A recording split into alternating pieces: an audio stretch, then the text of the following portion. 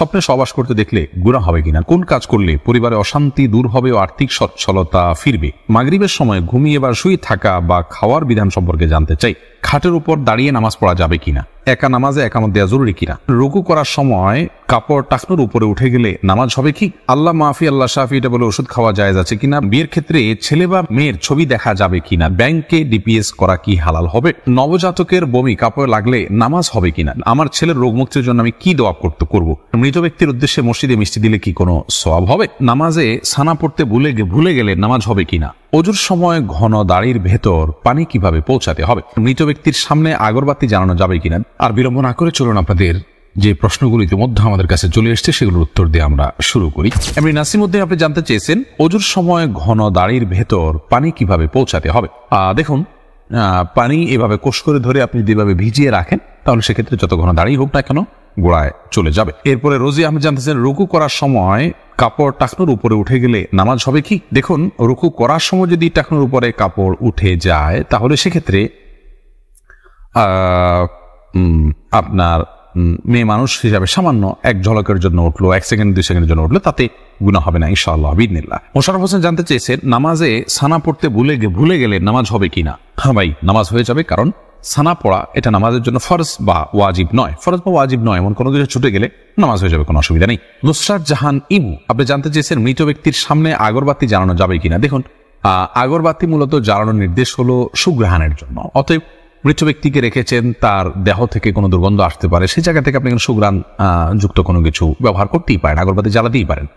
এছাড়া মসজিদে আগরবাতি জ্বালানোর কথা মুরাদুল্লাহ তারা বলেছেন। ইমানদারের বাসা বাড়িতে আগরবাতি অথবা ধূপের আপনার ধোঁয়া এটা প্রজ্বলন করা হবে সুগ্রাণের জন্য, এটি ভালো, এটি খারাপ কোনো কাজ নয়। তবে মৃত ব্যক্তির জন্য করতেই হবে এমন কোনো বিষয় নয়। এমডি শাফি জানতেছেন মোবাইলে ইমার্জেন্সি টাকা খরচ করে টাকা না দিয়ে মারা গেলে ক্ষমা হবে কি। না ভাই, এটা গুনাহের কারণ। এজন্যই ইমার্জেন্সি ব্যালেন্স নিলে খুব দ্রুত সেটা পরিশোধ করার চেষ্টা করে ফেলা উচিত। আর সেই সাথে তার আত্মীয় স্বজন যারা আছেন তারা পরবর্তীতে তার দেনা পাওনা পরিশোধের ক্ষেত্রে তাদের খেয়াল করা উচিত। এটা হতেই পারে মানুষের দ্বারা, যদি এরকম হয় তাহলে সেক্ষেত্রে তাদেরকে ওসিয়ত করে যাওয়া উচিত যে আমার দেনা পাওনাগুলো হয়তো সাবধান থাকবে, তাদের পক্ষ থেকে আদায় করলে ইনশাআল্লাহ তিনি দায়মুক্ত হয়ে যাবেন। এরপরে বোন সাদিয়া ইসলাম জানতেছেন লোকমুখে শুনেছি জীবদ্দশায় 1 কেজি সুরমা লাগালে সে জান্নাতি, এটা কি সঠিক না বোন? এরকম কোনো কথা নেই যে 1 কেজি পরিমাণ সুরমা লাগালে সে জান্নাতি হবে। তবে হ্যাঁ, মৌলিকভাবে সুরমা লাগানো রাসূল আকরাম সাল্লাল্লাহু আলাইহি ওয়াসাল্লামের সুন্নাহ এবং সে বিষয়ে নবী সাল্লাল্লাহু আলাইহি ওয়াসাল্লামের সুস্পষ্ট নির্দেশনা রয়েছে। আমরা সুরমা লাগাবো আমাদের সাধ্য অনুযায়ী, তবে 1 কেজি পরিমাণ লাগাতে হবে এমন কোনো কথা নেই, এটি মন গড়া কথা। নাহিদ নোমান জানতে চেয়েছেন কোন কাজ করলে পরিবারে অশান্তি দূর হবে ও আর্থিক সচ্ছলতা ফিরবে। ভাই নাহিদ, এর জন্য আপনাকে আমি পরামর্শ দেব 2টি কাজ সবচেয়ে গুরুত্বের সাথে করার। এক হলো দুরূদ শরীফ, আর একটা হলো ইস্তিগফার। এই 2টি জিনিস আপনি বেশি বেশি করে পাঠ করবেন। রাসূল আকরাম সাল্লাল্লাহু আলাইহি ওয়াসাল্লামের হাদিস থেকে বোঝা যায় দুরূদ এটা বেশি বেশি করে পাঠ করলে মানুষের বিপদ আপদ দূর হয়, পেরেশানি থেকে আল্লাহ তাআলা মুক্তি নসিব করেন। ইস্তিগফারের ক্ষেত্রে আল্লাহ তাআলা বলেছেন সূরা নূহের মধ্যে ফাকুলতু আস্তাগফিরু রাব্বাকুম ইন্নাহু কানা গাফফারা ইউরসিলিস সামাআ আলাইকুম মিদরারা ওয়া ইউমদিদুকুম বিআমওয়ালিন ওয়া বানিন ওয়া ইয়াজআল লাকুম জান্নাতিন ওয়া ইয়াজআল লাকুম আনহারা। এই আয়াতগুলোর আলোকে অনেক মুফাসসিরিন ইকরাম, অনেক উলামা ইকরাম বলেছেন যে ইস্তিগফার বেশি বেশি করলে আল্লাহ তাআলা রিজিক বৃদ্ধি করেন এবং মানুষের রিজিক অনটন দূর করেন। অতএব এই 2টি আপনি নিয়মিত করবেন, সেই সাথে আপনি খুব সিরিয়াসনেসের সাথে হালাল উপার্জনের জন্য চেষ্টা করে যাবেন। আল্লাহ তাআলা আপনার সমস্যাকে দূর করে দিন। সজল শেখ আইডি থেকে আপনি জানতে চাচ্ছেন ব্যাংকে ডিপিএস করা কি হালাল হবে। শুধু ব্যাংকগুলোতে ডিপিএস করা হারাম হবে, যেহেতু সেখানে আপনাকে সুদ দেওয়া হবে, সুদ ভিত্তিক লেনদেনের চুক্তি আপনার সাথে হয়ে যাবে। সেজন্য ইসলামী ব্যাংকগুলো যদি হয় তাহলে সেক্ষেত্রে বেশ কিছুটা ছাড় রয়েছে এবং সেটি কিছুটা কোনো কোনো ক্ষেত্রে এটি সন্দেহের মধ্যে পড়বে, শুবহাতের মধ্যে পড়বে। বাকি মৌলিকভাবে অন্য কোনো উপায় যদি কারো না থাকে এটি নাজায়েজ বা হারাম সরাসরি হবে না, তবে অ্যাভয়েড করতে পারলে সেটাও ভালো, যেহেতু সংশয় বা সন্দেহ সেখানেও রয়েছে। শাহাদাত হোসেন সবুজ আপনি জানতে চেয়েছেন স্ত্রীকে গর্ভবতী অবস্থায় সহবাস করা যাবে কিনা। স্ত্রী গর্ভবতী থাকলে সে অবস্থায় সহবাস করাতে কোনো নিষেধাজ্ঞা নেই। এরপরে ইস্তাব্রো বাণী এই আইডি থেকে আপনি জানতে চেয়েছেন খাটের উপর দাঁড়িয়ে নামাজ পড়া যাবে কিনা। যাবে, কোনো অসুবিধা নেই। আপনি খাট হোক আর ভূমি হোক ফ্লোর হোক যে কোনো জায়গায় দাঁড়িয়ে সালাত আদায় করতে পারবেন। আপনি স্বাভাবিকভাবে যদি সালাত আদায় করতে অসুবিধা না হয় তাহলে সেক্ষেত্রে কোনো অসুবিধা নেই। হ্যাঁ, কোনো কোনো খাটের উপরে দেখা যায় যে ম্যাট্রেস বা ফোম থাকার কারণে অনেক দূর ডেবে যায়, যার কারণে রুকু সিজদায় তিনি ব্যালেন্স রাখতে পারেন না এবং সুন্দরভাবে সালাত আদায় করতে পারেন না, সিজদা সঠিকভাবে করতে পারেন না। এরকম যদি হয় তাহলে সেক্ষেত্রে তার জন্য খাটে দাঁড়িয়ে সালাত আদায় করা উচিত হবে না, এটা কমপক্ষে মাকরুহ হবে, অপছন্দনীয় হবে, তবে সালাত হয়ে যাবে। যেহেতু সালাত স্বাভাবিকভাবে করতে তার অসুবিধা হয়, শরীরে ব্যালেন্স ঠিক রাখতে পারে না, আরোগ্য চিন্তা যথাযথভাবে করতে অসুবিধা হয় এবং মনোযোগও ব্যাঘাত সৃষ্টি হয়, যার কারণে এরকম জায়গায় সালাত আদায় করা উচিত। আর যদি এতটা নরম না হয় তাহলে সেক্ষেত্রে সাধারণ খাটে বা চকিতে সালাত আদায় করতে কোনো অসুবিধা নেই। সাইফুল ইসলাম জানতে চেয়েছেন, নামাজের প্রথম রাকাতে আউযুবিল্লাহ বিসমিল্লাহ সহ সূরা পাঠ করে প্রথম রাকাত শেষ করলাম, দ্বিতীয় রাকাত কি পুনরায় আউযুবিল্লাহ পাঠ করতে হবে না বিসমিল্লাহ পাঠ করলেই হবে? দেখুন, সূরা ফাতিহা যেহেতু আপনি নতুন করে শুরু করছেন, এই জন্য আপনি আউযুবিল্লাহ পাঠ করবেন এবং এরপরে বিসমিল্লাহ পাঠ করবেন, কারণ ফাইদা ক্রাআতাল কুরআন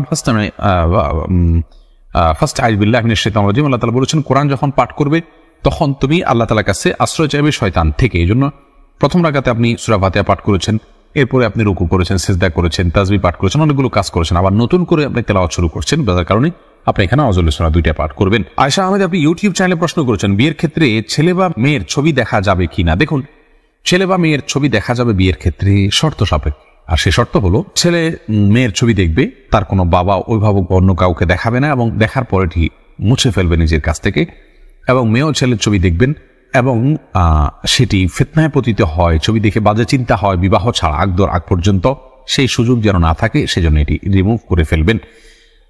এই শর্ত সাপেক্ষে এটি দেখা জায়েজ রয়েছে সম্পূর্ণ বিয়ের নিয়ত যখন পাকাপাকি হয়ে যাবে তখন। আর আজকাল যেমন হয়, আল্লাহ মাফ করুক, তথাকথিত অবৈধ প্রেমের ক্ষেত্রে অনেকে বলে যে আমার বিয়ের নিয়ত আছে সেজন্য আমি দেখছি, আপনি দেখেই যাবেন, এই অধিকার আপনাকে দেওয়া হয়নি। আপনি এক নজর দেখতে পারেন শুধুমাত্র জানার জন্য, বাস এটুকু, এরপরে আপনি সেটার কন্টিনিউ করতে পারবেন না। মহিমা মাহি আপনি জানতে চেয়েছেন, নবজাতকের বমি কাপড়ে লাগলে নামাজ হবে কিনা? দেখুন, বমি নাপাক, সেটা নবজাতক হোক অথবা প্রাপ্তবয়স্ক কেউ হোক, সবার বমি নাপাক, যার কারণে এটি লাগলে নাপাক হয়ে যাবে। এমনি মামুন হোসেন জানতে চেয়েছেন, মৃত ব্যক্তির উদ্দেশ্যে মসজিদে মিষ্টি দিলে কি কোনো সওয়াব হবে? দেখুন, মৃত ব্যক্তির পক্ষ থেকে আপনি গরিব দুঃখীকে খাবার দিতে পারেন, কোনো অসুবিধা নেই। দিনক্ষণ ঠিক না করে এমনিতে গরিব দুঃখীকে খাবার দিলেন, মসজিদে বিশেষভাবে খাবার দিতে এমন কোনো কথা নেই। গরিব দুঃখীকে খাবারটা আপনি বাইরেও দিতে পারেন, তাদের বাসা পৌঁছে দিতে পারেন, মসজিদ থেকে মসজিদের সাধারণ মুসল্লিরা আছে তাদেরকে আপনি দান করতে পারেন মৃত ব্যক্তিকে সওয়াবের উদ্দেশ্যে, সেটিও হতে পারে।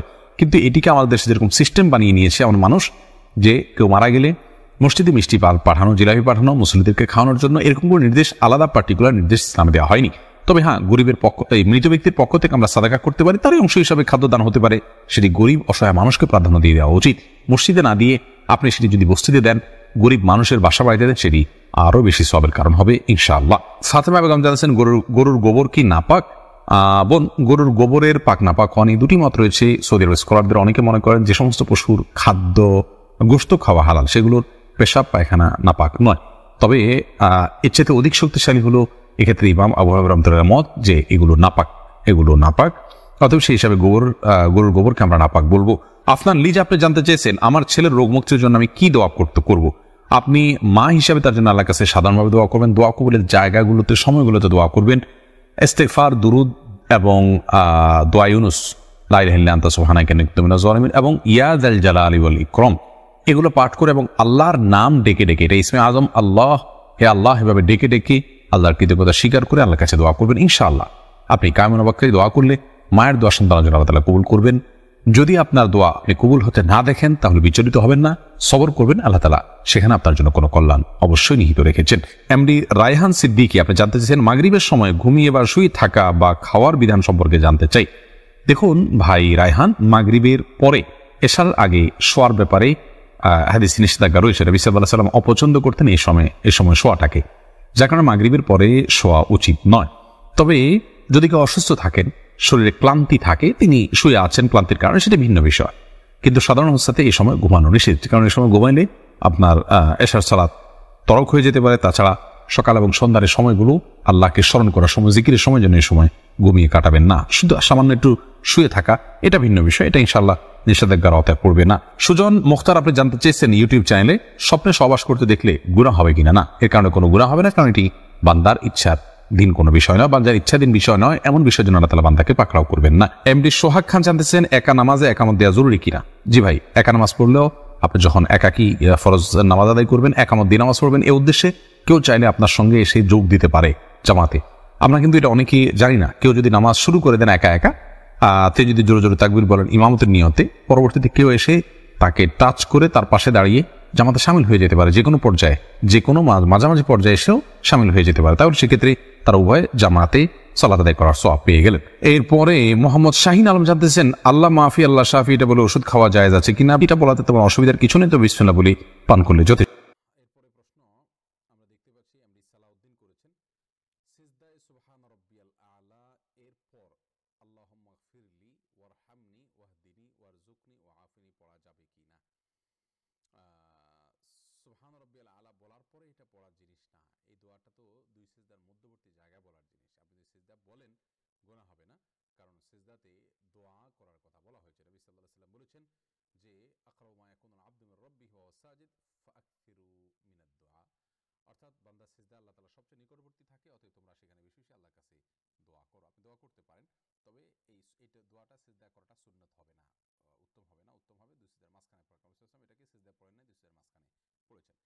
মোহাম্মদ মাহদি হাসান নীল আপনি প্রশ্ন করেছেন, ওমর রাদিয়াল্লাহু তাআলা আনহুকে নিয়ে 2012 সালে 30 খণ্ডের এপিসোড রিলিজ হয়, তাতে সাহাবীদের চরিত্রে অনেকে অভিনয় করেছেন, তা দেখলে গুনাহ হবে কিনা? দেখলে গুনাহ হবে না, কিন্তু এই কাজটা যারা করেছেন এটা কোনো প্রশংসনীয় কাজ আমরা বলবো না। সাহাবীদের চরিত্রে অভিনয় করা এবং এই সমস্ত মুভিতে নিশ্চয়ই শুধু হালাল দৃশ্যই থাকে না, আমি আমার ধারণা। অতএব এরকম যদি হয় তাহলে সেক্ষেত্রে এগুলো প্রশংসনীয় নয়, ইসলামী দৃষ্টিতে এগুলো জায়েজ নয়। এমডি বাবু আপনি প্রশ্ন করেছেন, মুসলমানি নিয়ে জন্ম নিলে করণীয় কি? মুসলমানি নিয়ে জন্ম নেওয়া আবার কিভাবে হয় আমি জানি না। পুরুষঙ্গের উপরের অংশ যদি নাই থাকে তাহলে তো তার জন্য মুসলমানের কোনো বিধাই নেই। তবে এটাকে বিশেষ কোনো বুজুর্গি মনে করার কোনো কারণে, অনেকে মনে করেন মায়ের পেট থেকে ওইভাবে আসলে সে আল্লাহর খুব বিশেষ কোনো ওলি নেককার, এরকম কোনো ইন্ডিকেট বা আলামত এটা বহন করে না। ইসলামের দৃষ্টিকোণ থেকে এরকম কোনো কিছু বলা হয়নি। আচ্ছা, এম কে রুবেল হোসাইন আপনি জানতে চেয়েছেন ফসলের জাকাত কিভাবে দিতে হবে জানাবেন। ফসলের জাকাত আপনি দিবেন যদি ফসল নির্দিষ্ট নিসাব পরিমাণ হয়, বছরে যতবার হবে ততবার আপনাকে দিতে হবে। 16 মান যদি হয় তাহলে দিতে হবে। আবার অনেকের মতে কোনো নিসাব নাই, যাই হবে সেখান থেকে আপনাকে দিতে হবে। যদি আপনি নিজে পানি সেঞ্চন করে ফসল করে থাকেন তাহলে সেক্ষেত্রে আপনাকে 20 ভাগের 1 ভাগ দিতে হবে। আর যদি আসমানি পানি থেকে হয় তাহলে আপনাকে 10 ভাগের 1 ভাগ দিতে হবে। এরপরে প্রশ্ন করেছেন সাদিকুর রহমান চৌধুরী, আপনি জানতে চেয়েছেন সালাতুল হাজতের নামাজ কি জায়েজ? সালাতুল হাজতের নামাজ বলতে ভিন্ন কোনো বিশেষ পদ্ধতির নামাজ বিশুদ্ধ হাদিস দ্বারা বর্ণিত নাই।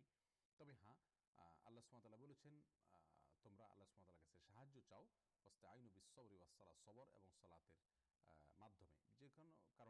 যে কারণে আপনার যে কোনো বিপদ আসবে আপনি সালাতে দাঁড়িয়ে যাবেন। নবী সাল্লাল্লাহু আলাইহি ওয়াসাল্লাম সম্পর্কে এক সাহাবী বলেছেন, কানা ইযা হাযাবাহু আমরুন ফাযা ইলাস সালাহ। নবী সাল্লাল্লাহু আলাইহি ওয়াসাল্লাম যখন কোনো বিপদগ্রস্ত হতেন সাথে সাথে তিনি সালাতে দাঁড়িয়ে যেতেন। সেই হিসাবে আপনি 2 রাকাত বা 4 রাকাত যে কোনো সংখ্যক সালাত আপনি বিপদে আসলে নফল সালাত পড়বেন, পড়ে আল্লাহর কাছে সাহায্য চাইবেন। বিশেষ কোনো ফরম্যাটে এই সালাত বিশুদ্ধ কোনো হাদিস দ্বারা প্রমাণিত নয়। নাসিব পারভেজ জানতে চেয়েছেন, জীবনে কম বেশি অনেক গুনাহ করেছি, খাসভাবে ফিরতে চাই ও আল্লাহর খাস বান্দা হতে চাই, কোনো উপায় আছে কি? ভাই নাসিম পারভেজ, আল্লাহ তাআলা আপনার গুনাহগুলো মাফ করুন, তওবা করবেন, তওবা করে ফিরে আসবেন, বান্দার হক থাকলে সেগুলো ফেরত দিয়ে দিবেন, সালাতকে সবচেয়ে গুরুত্বের সাথে করবেন, হালাল ইনকামের দিকে খুব বেশি খেয়াল রাখবেন এবং সেই সাথে আপনি কোরআন সুন্নাহ বর্ণিত জিকিরগুলো নিয়মিত করার চেষ্টা করবেন, নেককার এবং ভালো মানুষদের সাথে থাকবেন। ইনশাআল্লাহ বিইذনিল্লাহ এই পথগুলো আপনাকে সত্যের পথে সুন্দর পথে পরিচালিত করবে। এরপরে প্রশ্ন করেছেন মুসাদ্দিক হোসেন, বর্তমানে ব্যাংকে চাকরি করা কি হালাল? শুধু ব্যাংকে চাকরি করা হারাম হবে, ইসলামী ব্যাংকগুলোতে চাকরি করা জায়েজ হবে যদি বিকল্পের চেয়ে ভালো কোনো চাকরি না থাকে। হাফিজ আল আসাদ আপনি জানতে চেয়েছেন ফরজ ও সুন্নত নামাজের সিজদায় কোরআনের দোয়া পড়ার হুকুম কি? ফরজের বা সুন্নতের যে কোনো নামাজের সিজদায় কোরআন আয়াত পড়া নিষেধ। নবী সাল্লাল্লাহু আলাইহি ওয়াসাল্লাম স্পষ্টভাবে নিষেধ করেছেন, কোরআন আয়াত সিজদায় পড়া যাবে না। মোহাম্মদ জাফরুল্লাহ জসিম জানতে চেয়েছেন ইস্তেখারা কিভাবে করতে হয়? ভাই জাফরুল্লাহ জসিম, ইস্তেখারা করার সুন্নাহ পদ্ধতি সম্পর্কে একজন সাহাবী বলেছেন, নবী সাল্লাল্লাহু আলাইহি ওয়াসাল্লাম আমাদেরকে ইস্তেখারা শিক্ষা দিতেন, যেভাবে সালাত কোরআনের একটা সূরা শেখানো হয় ঠিক তেভাবে ধরে ধরে তিনি ইস্তেখারা সালাত শিক্ষা দিয়েছেন। কিভাবে শিক্ষা দিয়েছেন সে প্রসঙ্গে সাহাবী বলেছেন যে তিনি আমাদেরকে ইস্তেখারা সালাত শিক্ষা দিয়েছেন এভাবে যে যখন কোনো বিষয় আমরা সিদ্ধান্ত নিতে যাব এবং দুনিয়াবী বিষয়ে সিদ্ধান্তহীনতা আমরা ভুগবো, আমরা 2 রাকাত সালাত আদায় করব, এরপরে পড়বো আল্লাহুম্মা ইন্নী আস্তাখিরুকা বিইলমিকা ওয়া আস্তাকদিরুকা বিকুদরাতিকা ওয়া আসআলুকা মিন ফাদলিকাল আযীম ফাইন্নাকা তাকদিরু ওয়া লা আকদির ওয়া তা'লামু ওয়া লা আ'লাম ওয়া আনতা আল্লামুল গুয়ুব আল্লাহুম্মা ইন কুনতা তা'লামু আন্না হাযাল আমর খায়রুল লি ফি দীনি ওয়া মা'আশি ওয়া আকিবাতি আমরি ফায়াসসিরহু লি ওয়া ইন কুনতা তা'লামু আন্না হাযাল আমর শাররুল লি ফি দীনি ওয়া মা'আশি ওয়া আকিবাতি আমরি ফাসরিফনি আনহু ওয়াসরিফহু আন্নী ওয়াকদুর লিয়াল খায়র হাইথু কান সুম্মা রদিনি বিহি। এই দোয়াটি পড়বে 2 রাকাত সালাতের পরে, অর্থ বুঝে পড়ার চেষ্টা করবে। হাজাল আমর যখন পড়বে তখন যেই কাজের জন্য ইস্তেখারা করতে চাচ্ছে ওই কাজের কথা মনে আনবে, বাস। এটা হলো ইস্তেখারার সুন্নাহ পদ্ধতি, যেটা নবী সাল্লাল্লাহু আলাইহি ওয়াসাল্লাম আমাদেরকে শিক্ষা দিয়েছেন। এরপরে প্রশ্ন হাফিজ আল আসাদ, আপনি জানতে চেয়েছেন ফরজ ও সুন্নাত নামাজের সিজদায় কোরআনে তো আমরা বলেছি এটা। এরপরে সালাউদ্দিন, আপনি জানতে চেয়েছেন আমাদের দেশে হুজুররা সবকিছুতে দলিল দিয়ে কথা বলে, কার কথা আমরা নিব? আমরা বিদেশে এত কিছু দেখি না। ভাই সালাউদ্দিন, আপনি যদি দলিল বুঝে থাকেন, যে কোনো আলিম আপনাকে দলিল দিয়ে যদি কোনো কথা বলে থাকে আপনি সেটা মানতে পারেন, এবং আপনি যদি বিবেক খরচ করবেন, দুইজনের মধ্যে যদি মত পার্থক্য হয় কার কথাটা বেশি আপনার কোরআন এবং হাদিসের সাথে সামঞ্জস্যপূর্ণ, কোরআন এবং হাদিসের দলিল দ্বারা বেশি সমৃদ্ধ কোনটা, সেটা আপনি আপনার বিবেক খরচ করে অনুমান করে আপনি নির্ধারণ করার চেষ্টা করবেন। ইনশাআল্লাহ বিইذনিল্লাহ আপনি যদি সঠিকটা উদ্ধার নাও করতে পারেন, আল্লাহ সুবহানাহু ওয়া তাআলা আপনাকে মাফ করবেন যদি আপনার বুঝটা সঠিক নাও হয়, কিন্তু আপনার বিবেকের সবটুকুকে ব্যয় করতে হবে, চেষ্টা করতে হবে যাতে আপনি সঠিকটা উদ্ধার করতে পারেন। আল্লাহ তাআলা তৌফিক দান করুন। এরপরে প্রশ্ন করেছেন আসমা রহমান আসমা, আপনি জানতে চেয়েছেন বাবা মা ভাই বোন সালাত পর্দার ব্যাপারে উদাসীন, এক্ষেত্রে করণীয় কি? তাদেরকে সালাতের পর্দার ব্যাপারে গুরুত্ব বোঝাবেন, দোয়া করবেন, যাদেরকে দিয়ে বোঝালে কাজ হবে তাদের কাছে নিয়ে যাবেন, তাদের মাধ্যমে বোঝাবেন, এবং সবচেয়ে বড় কথা দোয়া করবেন এবং নিজে সুন্দর আচরণ দ্বারা তাদের মন জয় করবেন। আল্লাহ তাআলা তৌফিক দান করুন। দোয়া এর মধ্যে সবচেয়ে বেশি পাওয়ারফুল আমল, আল্লাহ কবুল করুন। এমনি হারুন আর রশিদ জানতে চেয়েছেন বেপরদা নারীর দ্বারা বিজ্ঞাপনের মাধ্যমে উপার্জিত টাকা হালাল হবে কি না? না, হারাম হবে। বেপরদা নারী দ্বারা বিজ্ঞাপনের মাধ্যমে উপার্জিত টাকা হালাল হবে না, কারণ এটা মানে অন্যায় একটা কাজ করে টাকা কামাই করা হলো। অন্যায় কাজ করে যদি টাকা উপার্জন করা হয় সেটা স্পষ্টভাবে হারাম। নবী সাল্লাল্লাহু আলাইহি ওয়াসাল্লাম বিভিন্ন হাদিসে এ বিষয়ে স্পষ্টভাবে নিষেধ করেছেন। মোহাম্মদ ইমরান জানতে চেয়েছেন ফরজ গোসল করার পর আমার মনে হয় আমার শরীরের কোনো অংশ ভিজেনি, কিন্তু আমি শিওর না, এক্ষেত্রে আমি কি করব? আপনি শিওর না হলে বুঝতে হবে এটা আপনার মনের ওয়াসওয়াসা, কুমন্ত্রণা, এটার দিকে কোনো খেয়াল দেওয়া যাবে না। একটা বিশেষ শয়তান আছে, এর কাজই হলো মুসলমানদের মধ্যে তাদের অজু পবিত্রতা সালাত নিয়ে এরকম মনোযোগের ব্যাঘাত সৃষ্টি করার অপচেষ্টা করা। খিনজাব বলা হয় এই শয়তানকে। এই শয়তানের এই কুমন্ত্রণা থেকে বাঁচার চেষ্টা করতে হবে এবং এটাকে অ্যাভয়েড করতে হবে, কিছুটা নাথিং মনে করে সামনের দিকে অগ্রসর হবেন। যদি আপনি নিশ্চিত না হন তাহলে অযথা সন্দেহের বশে আপনি পেরেশান হবেন না, অস্থির হবেন না।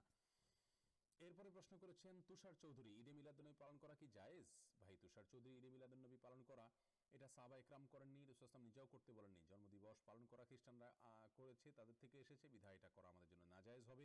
তাদের বিরুদ্ধে নবী সাল্লাল্লাহু আলাইহি ওয়াসাল্লাম করতে বলেছেন খালাফুল ইয়াহুদ ওয়ান নাসারা, ইহুদি খ্রিস্টান তোমরা বিরোধিতা করো, বিধায় আমাদের জন্য মিলাদুন্নবী প্রচলিত অর্থে যে মিলাদুন্নবী আমাদের সমাজে প্রচলিত আছে এটা করা জায়েজ হবে না, বিদআত হবে। স্বামী আহমেদ জানতে চাইছেন নবী সাল্লাল্লাহু আলাইহি ওয়াসাল্লামের শেখানো পদ্ধতিতে গোসল করার পর যদি কাপড় পরিধান করার সময় লজ্জাস্থানে অনিচ্ছাকৃত বা হাত স্পর্শ হয় তাহলে কি ওযু করতে হবে? ভাই স্বামী আহমদ, সৌদি আরবের স্কলারগণের মতে আপনার লজ্জাস্থানে যদি কোনো আড়াল ছাড়া সরাসরি হাত দিয়ে স্পর্শ করা হয় তাহলে উজু ভেঙে যাবে, যার কারণে গোসল তো হয়ে গেল কিন্তু পুনরায় উজু করতে হবে। আর আমাদের উলামা ইকরামের দৃষ্টিকোণ থেকে লজ্জাস্থানে হাত লাগলে উজু ভাঙবে না, এবং উজু ভাঙার সপক্ষে একটি হাদিস রয়েছে, আবার এর বিপরীতেও হাদিস রয়েছে। কোনটাকে উড়িয়ে দেওয়ার মতো নয়, তবে বিষয়টি উলামা ইকরামের মতো পার্থক্যপূর্ণ বিষয়, উভয়ের মতো দলিল আমি উল্লেখ করলাম।